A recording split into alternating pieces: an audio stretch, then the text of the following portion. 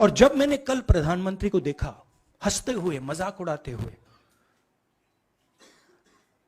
मैं समझ नहीं पा रहा था कि हिंदुस्तान का प्रधानमंत्री इस प्रकार से कैसे बोल सकता है।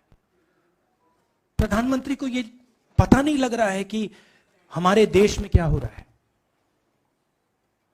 छोड़िए, नहीं जाना चाहते हैं, उसके भी कारण हैं, शायद मैं बता नहीं सकता हूं आपको।